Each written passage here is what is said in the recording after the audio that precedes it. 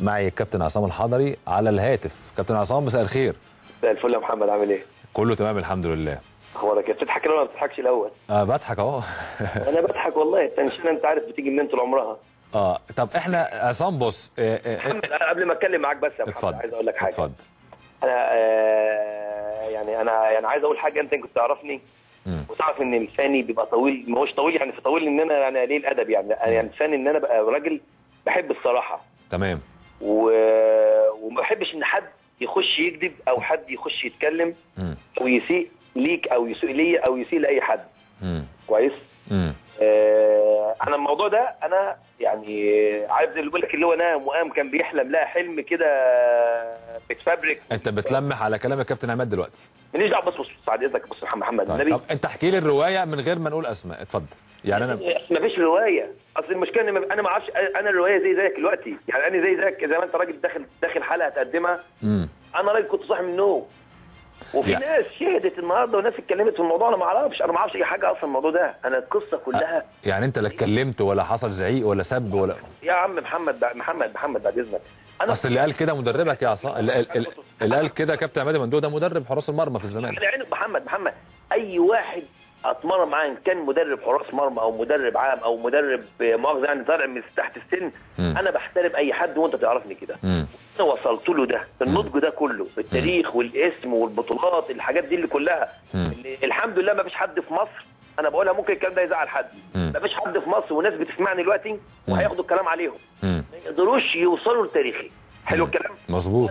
ولا يحققوا البطولات اللي انا حققتها. لا ده ما حدش يقدر ينكر ده يا عصام. الحمد لله. القصه يا محمد باختصار انا راجل. انا القرار بتاعي طلع يوم 12 ايقافي. تمام. كويس. تمام. وراجل اتمرنت لمده اسبوع. وبعد ما اتمرنت لمده اسبوع اخدت اجازه. طبيعي ان الفتره كبيره 4 شهور. اخدت اجازه ولما اخدت اجازه قعدت وريحت نفسي. وبعد كده رجعت لقيتهم باعتين لي مسج ان انا عايز ارجع التمرين بعد اسبوع. خلاص اخدت اسبوع اجازه. وبعد كده لقيتهم باعتين لي مسج ما ترجع يا عصام انت في اجازه. جاي لي مسج من النادي من الجهاز الفني عشان بس تبقى فاهم. تمام. في اجازه لغايه ما نبلغت بميعاد التدريب الجديد. كنت انا جاي طالبهم انا قلت لهم انا جاي التمرين بكره جاي التمرين. يا ابني ما تخليك في اجازه. قلت لهم لا انا جاي في التمرين. وانت تعرف ان انا راجل لو انا على الاسفلت بتتمرن طبعا ده يعني معروف عنك. بتمرن معاك انت عارف فين. ده متمر عنك معروف عنك. طبعا الحمد لله. جينا قمت انا رايح النادي داخل النادي سلمت على اللعيبه ودخلت لقيت الكابتن طارق سليمان جاي لي بيقول لي عصام انت ما مش هتخش مع الفرقه هتيجي لوحدك. قلت له ليه؟ قال لي معمول لك برنامج. قلت له برنامج هو انا راجل مصاب او راجل مثلا؟ قال احنا حاطين لك برنامج. قلت له ما فيش مشكله هعمل لكم البرنامج على ان اتمرن مع الفريق بس بتمرن يعني ايه لوحدي ولا او اتمرن مع مدير حراس المرمى. فجاه لقيت بعد كده ما فيش حاجه بتحصل من دي. لقيت الفرقه بتجري حوالين الملعب. الفرقه واقفه في المحاضره. خلي بالك الكلام ده عشان الكلام ده انا بقول الكلام ده سد. تمام. اي واحد هيطلع معاك هيقول كلام غير ده كان اي واحد في نادي الزمالك يبقى كذاب. تمام. انا بقولها لك ممكن يزعل مني اي حد.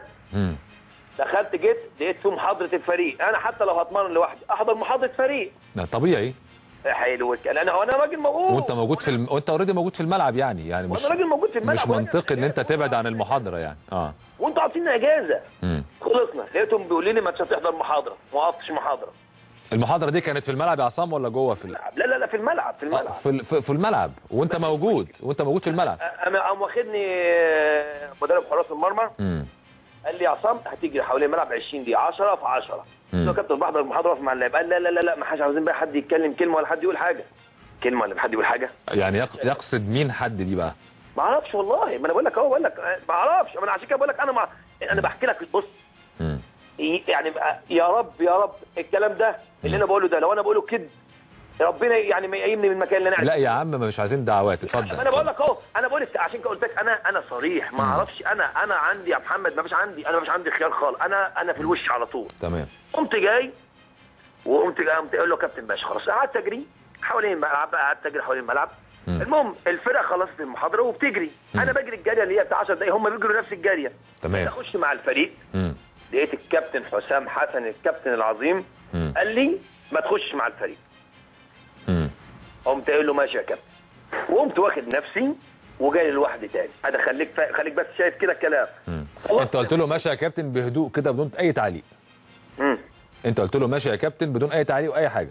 خلاص قال كده، قمت ماشي وقمت اخد نفسي وجاري لوحدي. تمام. وبعد ما جريت وخلصت تمريني وجريت 10 وبعدين في 10 قمت رايح للكابتن ابراهيم، قلت له يا كابتن ابراهيم دلوقتي في كذا يا كابتن، دلوقتي انت دلوقتي النهارده انا بتمرن لوحدي في برنامج. قال لي عامل لك برنامج. قلت له برنامج ايه؟ هو انا راجل مصاب يا كابتن؟ المهم ما فيش حاجه حصلت الموضوع ده. لقيت الكابتن عماد بيقول لي بكره يا عصام التمرين الساعه 1 الظهر. ده الكابتن عماد اللي بيقول؟ ايوه بقى. تمام. قلت له ماشي يا كابتن. رحت له 1 الا ربع والحمد لله اخدت معايا ابن كابتن ربيع ياسين عمر. اخدته معايا ورحنا التمرين، حضرنا التمرين. 1 الا ربع خلصنا التمرين قلت له يا كابتن بعد اذنك يا كابتن عماد دلوقتي في انا عاوز اعرف انتوا انا بتمرن لوحدي في مشكله؟ انا مفيش مشكله عندي، انا كده موقف 4 شهور وبعدين لما هتمرن لوحدي يا محمد هبقى انا احسن لي. عارف اقول لك ليه؟ باخد وقت اكبر وقت ممكن من التدريب، يعني باخد ساعه وربع. لو انا بتمرن تدريب حراس المرمى بتبدلوا مع بعض.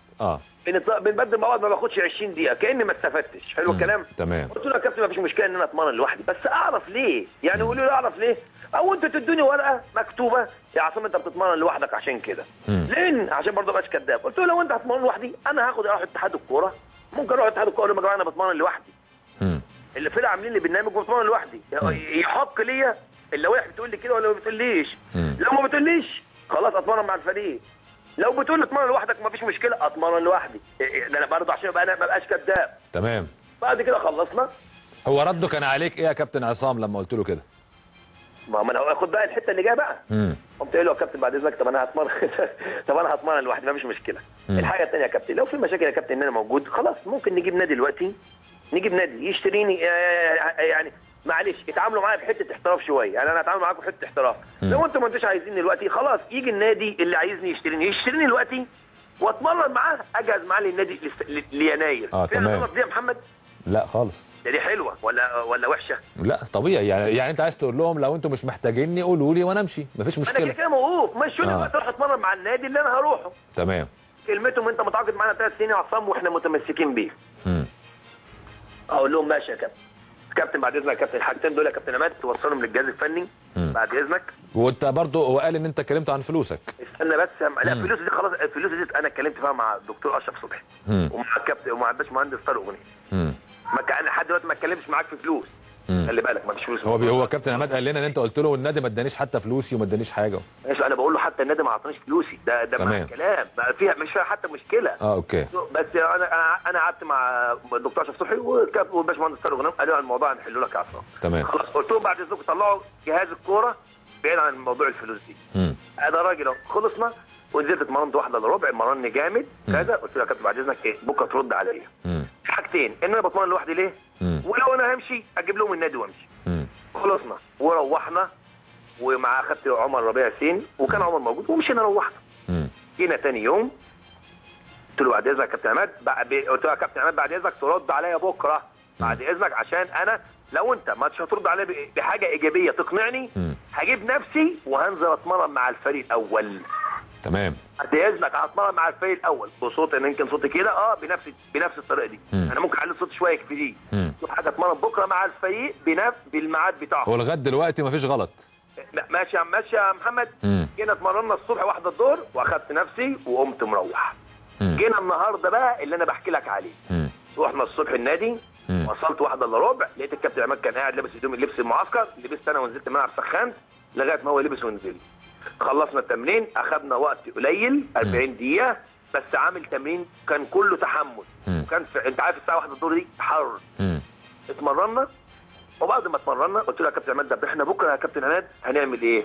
قال لي عشان احنا عندنا معسكر. قلت له بقى نعمل ايه البرنامج؟ قال لي بكره تجري وتخش جيمنازيوم ويوم الخميس تجري وتخش جيمنازيوم ويوم الجمعه انا ما فيش معايا موبايل.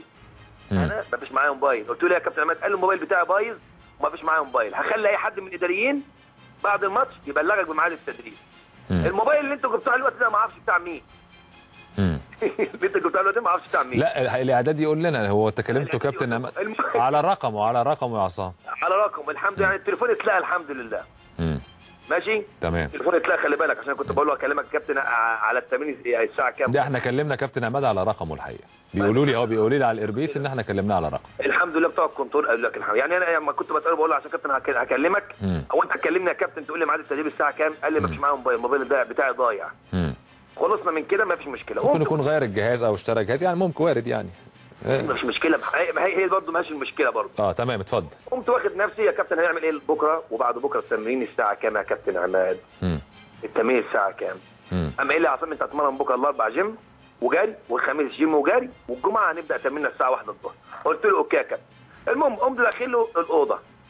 لقيت مين؟ الكابتن سمير محمد علي، والكابتن علاء عبد الغني، والكابتن مدحت عبد الهادي، والكابتن عماد بيشرب معاهم الشاي. دخلت اسلم عليهم قلت له يا كابتن خلاص يا كابتن ميعادنا يوم الجمعه ان شاء الله.